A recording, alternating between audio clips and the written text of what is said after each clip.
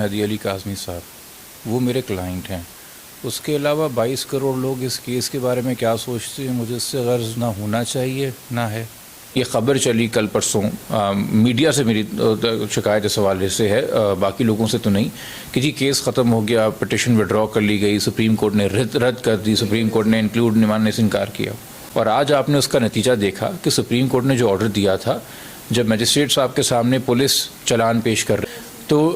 आज जब हमने ये चीज़ें रखी और सुप्रीम कोर्ट का ऑर्डर रखा, तो मजिस्ट्रेट साहब ने वो चलान रिफ्यूज़ कर दिया एक्सेप्ट करने से सी क्लास में, और उन्होंने फर्दर इन्वेस्टिगेशन ऑर्डर कर दी। देखें, क्या सराइयों पर तो मैं तबसरा करता नहीं, जब वो होगा तो हम देखेंगे। फ़िलहाल अदालत के ऑर्डर्स हैं,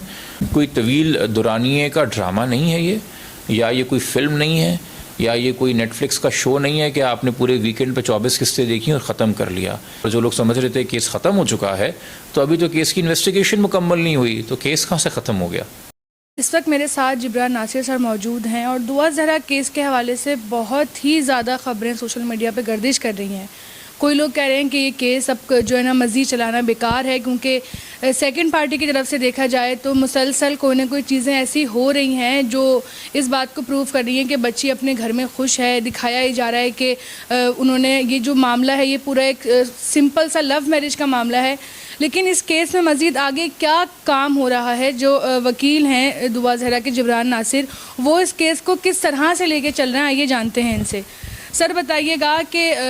बाज़ लोग ये कह रहे हैं कि ये केस अब जो है ना मज़ीद चलाना बेकार है, कुछ बचा नहीं है केस में। बच्ची की तरफ से मुस्तकिल स्टेटमेंट्स आ रही हैं, वीडियो कॉल्स आ रही हैं, उसके इंटरव्यूज़ आ रहे हैं, तो आप इस केस में अब मज़ीद आगे क्या देख रहे हैं? देखिए, इस केस में एक मुद्दई है मेहदी अली काज़मी साहब, वो मेरे क्लाइंट हैं। उसके अलावा 22 करोड़ लोग इस केस के बारे में क्या सोचते हैं, मुझे इससे गर्ज ना होना चाहिए ना है। ज़्यादा से ज़्यादा हो सकता है तो जिस मौजूद अदालत या अदालतों के सामने ये केस है, वहाँ पे जज साहिबान क्या मौक़िफ़ रखते हैं। अब मैं केसेस या कोई भी वकील इस बात पे केसेस तो नहीं करता कि आवाम का इसके बारे में क्या व्यू है, क्या राय है, ना मैंने इस हवाले से ये केस लिया है। मेरा ये केस लेने के लिए जब इन्होंने मुझसे रब्ता किया, मैंने जो एग्री किया था, उसकी बुनियादी वजह ये थी कि इस केस में हाई कोर्ट का एक फ़ैसला आया था, और मेरे ख़्याल में उस फ़ैसले के अंदर कुछ कमियां थीं। कानून का इतलाक़ मेरे नज़दीक शायद उस तरीके से नहीं हुआ जैसे होना चाहिए था, चूँकि चाइल्ड मैरिज केसेस या इस तरह के अबडक्शन केसेस मैंने पहले भी किए हैं, और सिंध हाई कोर्ट से हमें जो नज़ीरें नज़र आती हैं, वहाँ पे जब तक मेडिकल बोर्ड ना हो तब तक बच्ची की एज को नहीं देखा जाता, और अगर एज को लेके बहुत कंट्रोवर्सी हो तो मैटर ट्रायल कोर्ट को रेफ़र कर दिया जाता है, और उस दौरान बच्ची को शेल्टर होम भेज दिया जाता है, और बच्ची की जो स्टेटमेंट है वो फेस वैल्यू पे नहीं ली जाती है। बट यहाँ जज साहिबान ने चूँकि उसको असर्ट किया कि जी हमने एक स्टेटमेंट रिकॉर्ड किया है, तो जज साहिबान ने अपनी कॉन्फिडेंस का इजहार किया कि जी हमारे सामने स्टेटमेंट और हम मुतमईन हैं। तो अब आप ये अपील में सुप्रीम कोर्ट के सामने ये चीज़ करना कि जी वो जज साहिबान ने उन्होंने स्टेटमेंट रिकॉर्ड किया था, वो मुतमईन है, तो उसको कैसे चैलेंज किया जाए। तो हम बुनियादी तौर पे सुप्रीम कोर्ट गए, और इसलिए गए क्योंकि हमारे रास्ते की सबसे बड़ी रुकावट थी वो एक एज सर्टिफिकेट था,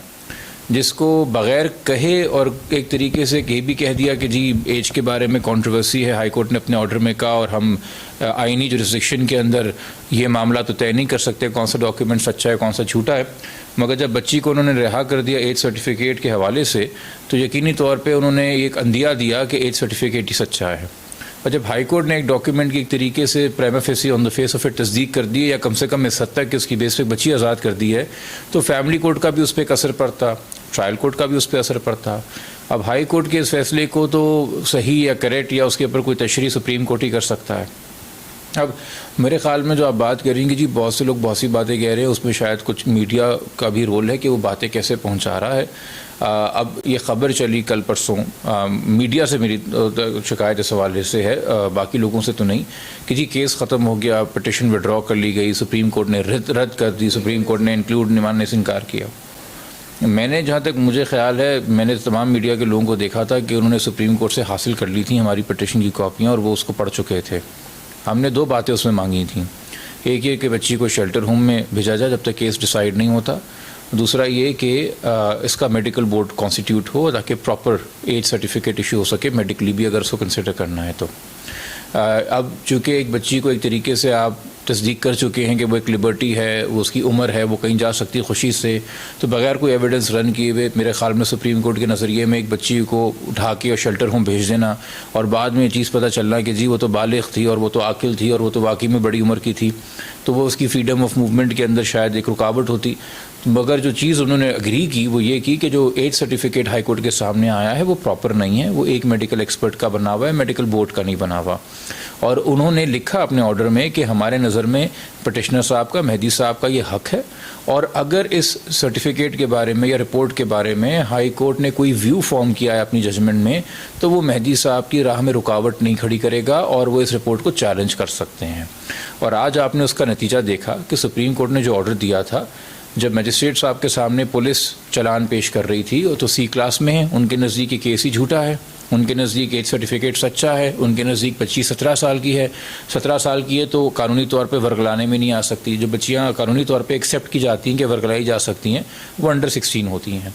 या अगर आप चाइल्ड मैरिज की बात करेंगे तो चले सिंध में तो 18 है, मगर पंजाब में भी अंडर 16 क्राइम है, तो बच्ची को अगर आप 17 का कर देते हैं तो उस क्राइम से भी जान छूट गई आपकी। अच्छा, अगर आप सेक्सुअल ऑफेंसेस की बात करते हैं तो उसमें भी ये है कि जहाँ पे लड़की की उम्र 16 से कम है उसकी रजामंदी मैटर नहीं करती, तो आप वहाँ से भी छुटकारा पा लेते हैं बच्ची को 17 का करके।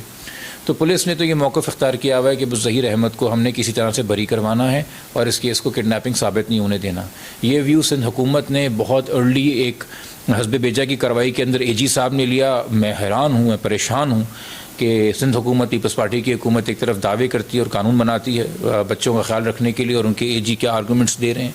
और दूसरी तरफ जो है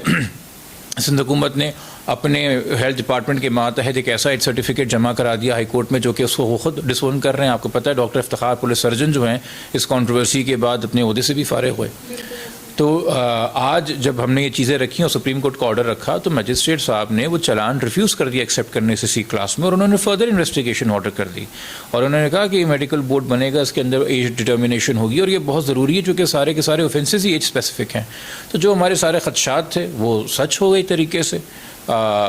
इसी केस के बारे में आप लोगों की बात कर रहे हैं, मैंने कहा लोगों की राय मैटर नहीं करती, बट हाँ जो केस से जुड़े हुए हैं, जो केस पर असरअंदाज हो सकते हैं, for example Sindh police investigate वो कर रही है। आईजी साहब, सूबे के आईजी ने पिछले जुम्मे को 8 दिन पहले ये बयान दिया कि जी ये केस ख़त्म हो गया, ऐसे मज़ीद बात ना करें, बच्ची का मामला है। उन्होंने शायद इस नौयत में किया होगा कि जी एक छोटी बच्ची उसके साथ डिस्कस ना किया जाए, बट उन्होंने केस ख़त्म हो गया उसका ये तासर भी दिया गया कि जी अब इन्वेस्टिगेट करने को कुछ नहीं रहा। तो आज मजिस्ट्रेट साहब कैसे कह रहे हैं कि केस को फर्दर इन्वेस्टिगेट किया जाए? जुडिशल ऑर्डर है। तो एक सब जुडिस मामले में जिस तरह से राय कायम की गई हुकूमती वकीलों की जानिब से और राय कायम की गई पुलिस की जानिब से,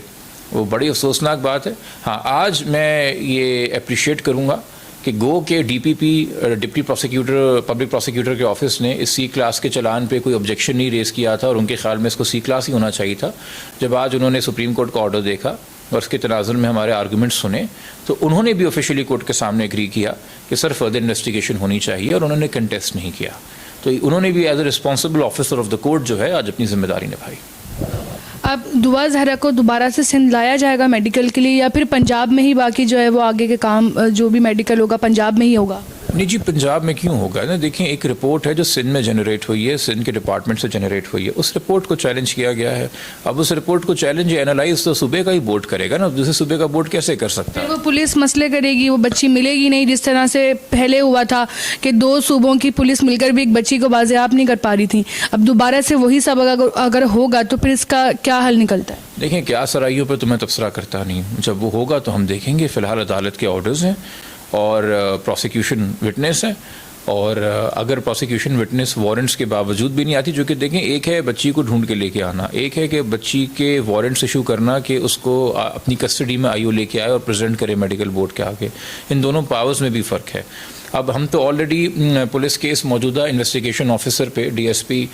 शौकत अली शाहानी साहब पे वैसे ही एतबार नहीं करते और अदम एतबार के हवाले से और अदम तहफ़्फ़ुज़ के शिकार हैं हम इनकी इन्वेस्टिगेशन को लेके, इनके रवैये को लेके। और हम 17 जून को आईजीपी सिंध को लिख चुके हैं इस हवाले से, और एआईजीपी इन्वेस्टिगेशन सिंध को भी लिख चुके हैं, मगर वो हमारी एप्लीकेशन पर कोई कान फ़िलहाल नहीं धर रहे हैं। और हमें लग रहा है कि आईओ साहब को भी चेंज कराने के लिए, कम से कम एक रिकमेंडेशन लेने के लिए कि आईओ साहब को चेंज किया जाए, हम अदालत के पास जाएं। तो अगेन एक छोटी बच्ची का मामला है हम मानते हैं इस बात को, हम जानते हैं इस बात को कि इस केस के अंदर सिंध हाई कोर्ट ने जो है एक आईजी साहब को ऑलरेडी अपने ओहदे से फारिग किया था, क्योंकि उनकी नज़र में वो अपनी ड्यूटीज़ परफॉर्म नहीं कर रहे थे। वजह इसके कि उसको एक सीख लिया जाता